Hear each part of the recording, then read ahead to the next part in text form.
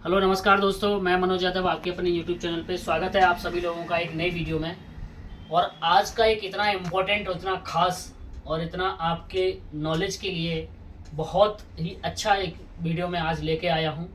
और आज का जो वीडियो है वो आप लोग विशेष तौर पे सर्च करते होंगे। मैं बताने वाला हूँ फाइलेरिया फाइलेरिया टेस्ट।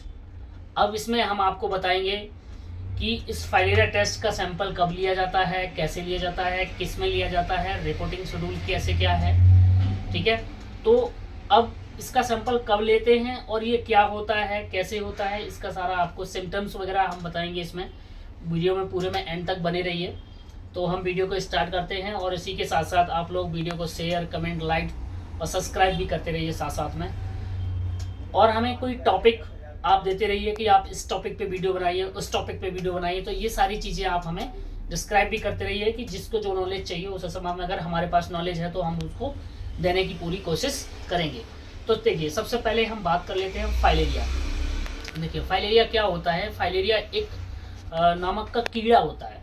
ठीक है, वो कीड़ा क्या होता है, हमारे किसी भी बॉडी पार्ट्स में कीड़ा लग जाता है। जैसे मान लीजिए पैर में लग गया, हाथ में हो गया, सिर में हो गया, मतलब बॉडी के किसी भी पार्ट्स में वो हो सकता है। अब वो क्या करता है, देखिए उसका जो 5 से 7 साल उसका जो पीरियड होता है वो 5 से 7 साल तक रहता है वो आपको बॉडी में। और उस इंसान का जो मान लीजिए अगर इस पैर में है तो ये पैर को स्वेलिंग कर देगा, पैर में स्वेलिंग हो जाएगा। हाथ में है तो पूरा, आपने कभी कभी देखा हो ना किसी का पैर यहाँ से लेके एक मोटा होता है एक पतला होता है, तो जो मोटा होता है पूरा स्वेलिंग स्वेलिंग सी होती है पूरी।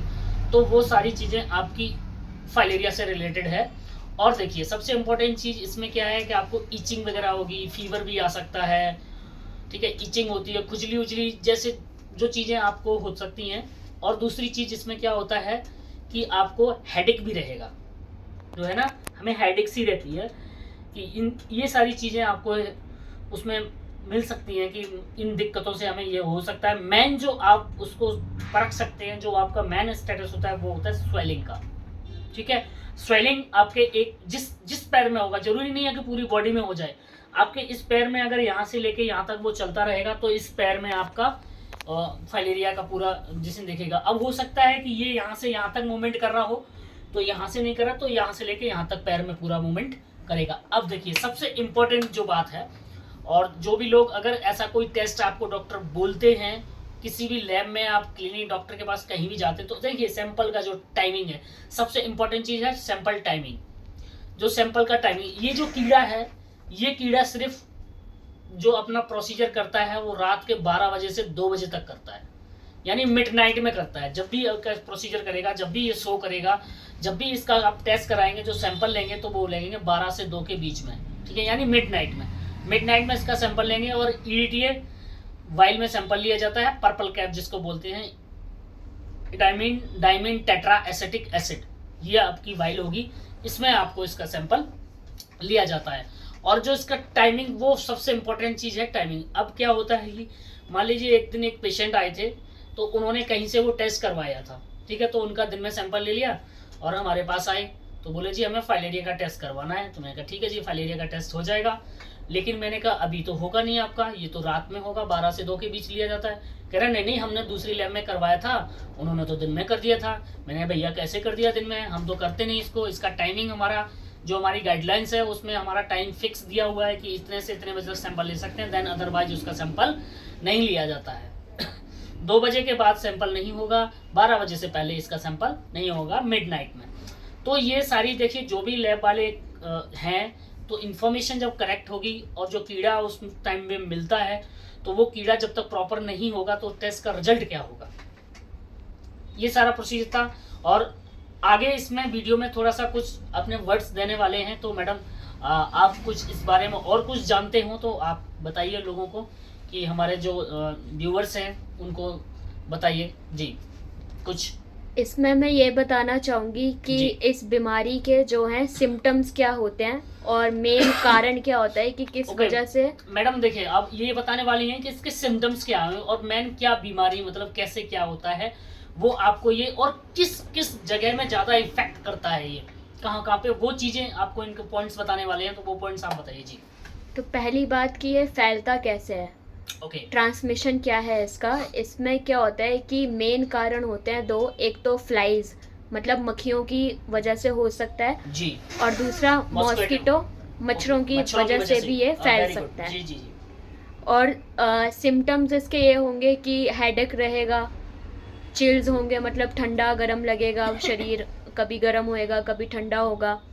और ज़्यादा जो इफ़ेक्ट करता है ये लिम्फेटिक सिस्टम पे इसका ज़्यादा इफ़ेक्ट पड़ता है। यानी लिम्फे करेगा। हाँ, लिम्फ पर। ओके, और लिम्फ और जो इन्फ्लेमेशन भी हो सकती है, मतलब डाइजेशन हमारा जो होगा वो ढंग से नहीं हो पाता है, अच्छे से नहीं हो पाता है। यानी देखिए आपका जो डाइजेस्टिव सिस्टम है वो भी आपका खराब कर देगा ये, मतलब वो अच्छी तरह से खाना नहीं पचना, ये नहीं, जैसे कभी कभी लोग देखते हैं कि खाना नहीं पच रहा, क्या करें, एलएफटी टेस्ट करा लें। देखिए हो सकता है कि उसकी वजह से भी ये चांसेस हो सकते हैं। देन आगे, और इसका ये भी कारण है कि बॉडी पर ये स्वेलिंग करने लगता है। स्वेलिंग, जैसे कि आपने बताया था जहाँ जहाँ इसकी मूवमेंट होगी वहाँ वहाँ उस ऑर्गन में स्वेलिंग होने लग जाएगी। राइट, बिल्कुल। और इसका सिम्टम ये भी है कि ये आँखों में भी ज़्यादा इफेक्ट करता है। रेटिना, राइट, हाँ, रेटिना हो रेटिना गया, जो होता कॉर्निया है, होगा, आई का जो भी आँखों में। पार्ट होगा। और इससे अच्छा इससे क्या होता है, इंसान अंधा भी हो सकता है ना। हाँ, इससे विजन जो है वो भी जा सकती है, देखने की क्षमता भी खो सकते हैं लोग। ओके ओके, तो देखिए ये अब आपको मैडम ने देखिए किस तरह से बताया। अब एक चीज और कुछ बताना चाहते थे मैडम, कुछ बोल रहे थे आप, बताइए। हाँ, और जो जिस पैरासाइट की वजह से, जिस कीड़े की वजह से होता है उसका नाम क्या होता है, वूचरेरिया बैनक्रॉफ्टी।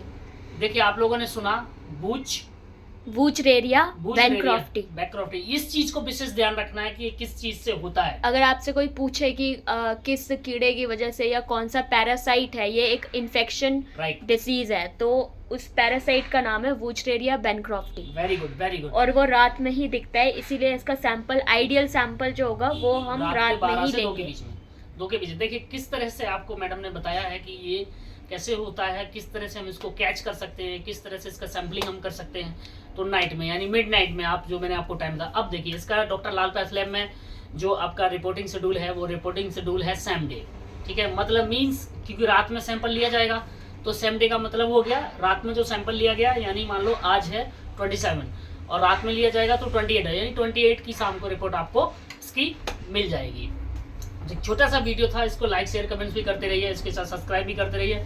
इसी के साथ वीडियो को समाप्त करते हैं। जय हिंद, जय भारत, जय जवान, जय किसान, जय Shri Ram. Thank you so much.